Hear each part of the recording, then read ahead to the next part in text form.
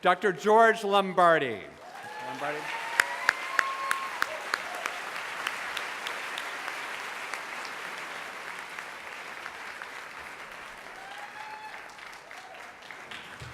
It was a Saturday afternoon in September 1989, and I was home alone unpacking boxes when the phone rang, and a woman that I did not know started to interrogate me. Are you Dr. Lombardi? Are you Dr. George Lombardi? Are you an infectious disease specialist? Did you live and work and do research in East Africa? Are you considered to be an expert in tropical infections? Would you consider yourself to be an expert in viral hemorrhagic fevers? At this point, I paused and I gathered myself, and I asked the obvious question, who are you? She introduced herself and said she was the representative of a world figure and a Nobel laureate, someone who was suspected to have a viral hemorrhagic fever, and she was calling to ask if I would consult on the case. Now, I found this highly improbable. I was 32 years old. I had just opened my office. The phone never rang. I had no patience. In fact, I remember staring at the phone, trying to will it to ring. But she persisted, and she mentioned that she had gotten my name from a colleague of mine who had told her to call Dr. Lombardi. He knows a lot about very weird things. She arranged a conference call, and in 10 minutes, I was transported through the telephone wires to a small hospital in Calcutta, India, where I found out for the first time that the patient was Mother Teresa. And on the line were her two main Indian doctors. We chatted and discussed the details of the case for about an hour, and though those details are now hazy to me, what came through the staticky wires was their deep, abiding concern for their patient. These guys were worried. I wished them well as I got off the line, and I went back to unpack some boxes. She called an hour later. She said they were very impressed by what you had to say, and they'd like you to go to Calcutta. I'm making the arrangements. I can get you out tomorrow afternoon on the Concorde for the first leg. I said, this is impossible, as I had just found my passport in one of these boxes, and I told her it had expired 3 months before. She said, that's a minor detail.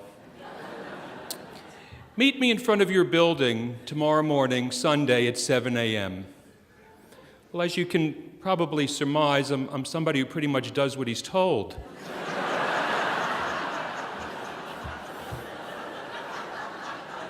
So 7 o'clock the next morning, she comes careening down the block in a wood-paneled station wagon with bad shock absorbers. I jump in. The next stop's the passport office at Rockefeller Center, where on a Sunday morning a State Department official came, let us in, took my picture, and handed me in 15 minutes a brand new passport. The next stop was the Indian consulate, where again on a Sunday morning the entire staff came in full dress uniform to give me an honor guard procession, which I walked past as they ushered me into the consul general himself, who affixed the visa to my passport. He leaned in towards me and said, "We bestow our blessings on you. The eyes of the world are upon you."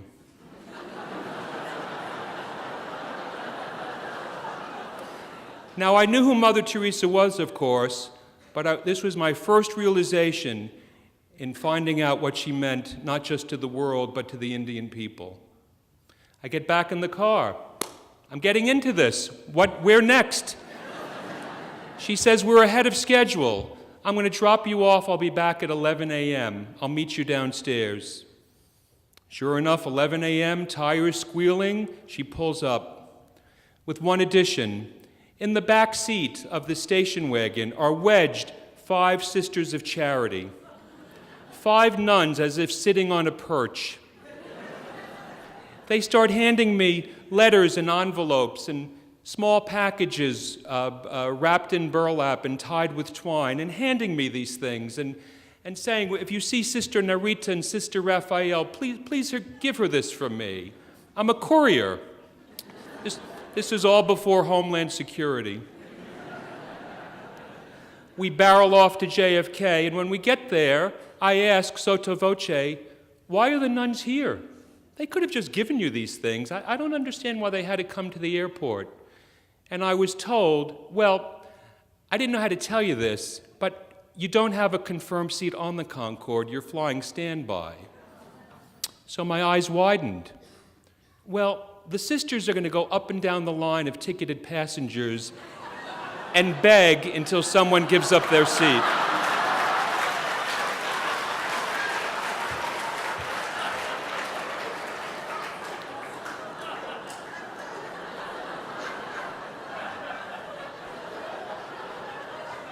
I stood off to the side as I watched this scene unfold, just out of earshot, as these 5 nuns surround this first New York City businessman.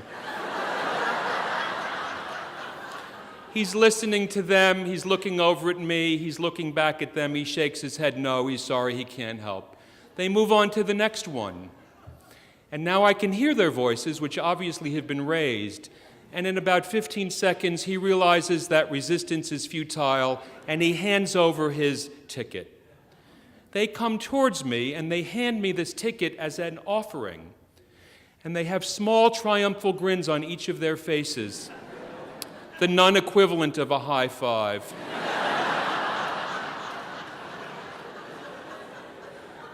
I wagged my finger at them. I said, you sisters are little devils.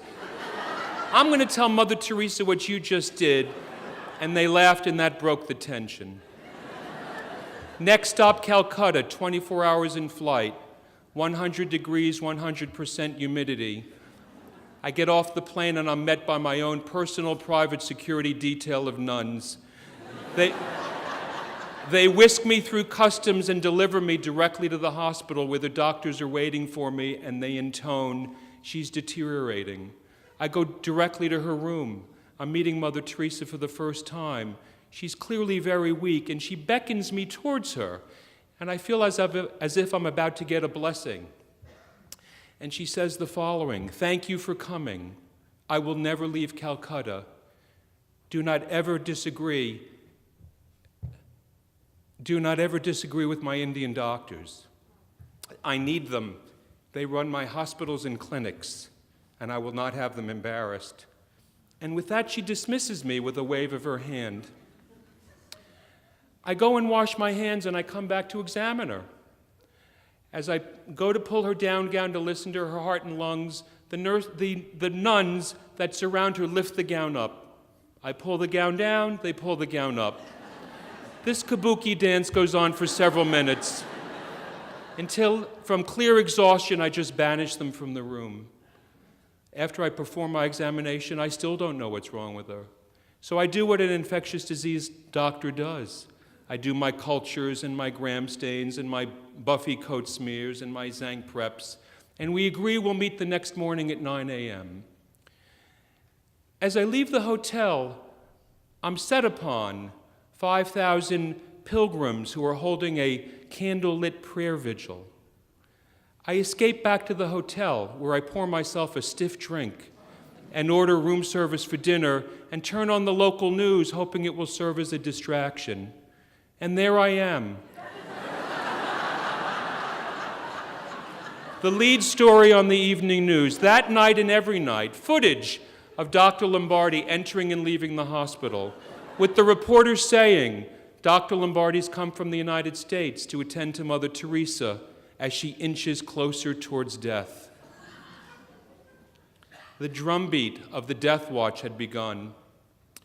She deteriorates over the next 48 hours. She's in septic shock, the rude unhinging of the mechanism of life, as it was described 150 years ago, as apt a description now.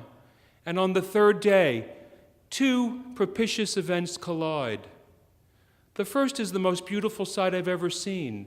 Small, tiny, translucent dewdrops on the blood culture plate. This is important. This could be a bacterial infection. This is an important clue. And the second is the Pope's cardiologist flies in from Rome. He's an impressive man, straight from central casting, a head of silver hair, a Brioni suit, Hermes tie, Gucci loafers. And at our first meeting, when I tell the group of doctors excitedly that the cultures are turning positive, we may have an answer here, and my concern is that a pacemaker that was put in several months before could be the cause of the infection, he erupts Vesuviously. Out of the question, he bellows. This is a clear case of malaria. Well, if they could diagnose malaria anywhere, it would be on the subcontinent of India, and this wasn't the case. She worsens over the next couple of days, and I'm having dreams where she's actually falling just beyond my outstretched hand. And I change my routine. Rather than fleeing the hospital at the end of the day through the side exit, I go out through the front, and I walk through the pilgrims, and I'm bolstered by their love and their devotion. On the fifth day, I make my most impassioned plea. I stand before the group, and I tell them that this is septic shock, it has a bacterial cause, and it's due to the pacemaker. This pacemaker must be removed. Dr. Brioni, as I've come to call him, stands at the lectern carrying his copy of the Merck Manual. It's a small book that many doctors carry. He has the Italian version, Merck Manuale. And in a scene right out of Shakespeare, as he talks, he's pounding the lectern. If you listen, boom, boom, boom, to this American upstart, boom, I will not be held responsible, boom. And the sounds ricochet through the somber conference room like gunshots. And in that moment, in that instant, I looked into the eyes of the courtly, elegant Indian doctors, and they had lost respect for him. They asked us to wait outside as they considered their options. I sat there with my vinyl knapsack and my socks with sandals. He sat next to me, elegantly attired, with two equally elegantly attired attachés from the Italian consulate. They called us back in and said, "We've decided to go with Dr. Lombardi." He silently packed his bag, left the hospital, went directly to the airport, and flew out of the country. I said, "Let's get that pacemaker out." And they looked at me. "You want it out? You have to take it out." I said, "I've never done that before." They gave me this wonderful, nonverbal Bengali head waddle, like...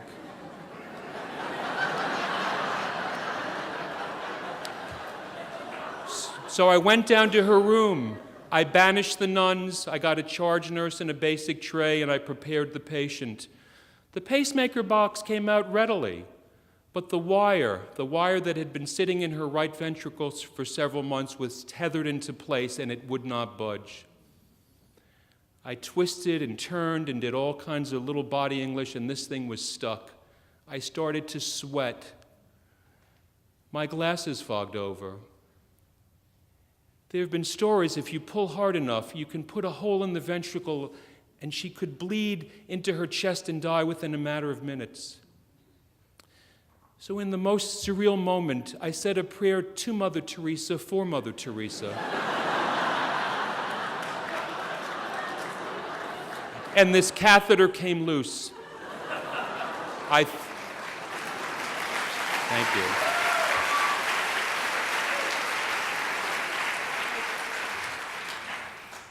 I took it out, I cultured the tip, and I proved that this pacemaker was the cause of her infection.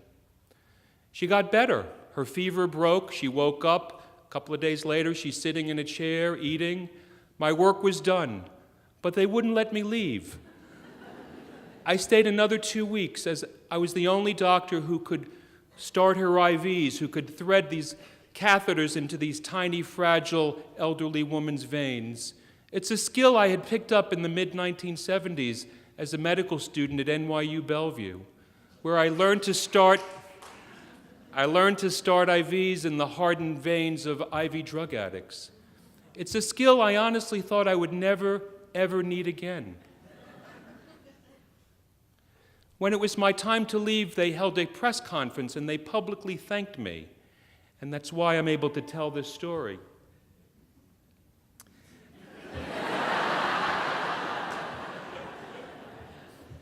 I flew back to my life and to my 2 sons, one of whom is here.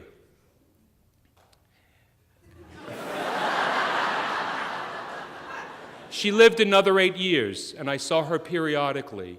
But the best part of this for me is that I have an ongoing relationship with the sisters. They're a wonderful group of women. They truly do God's work, however you may want to define that. And I take care of whatever their medical problems are.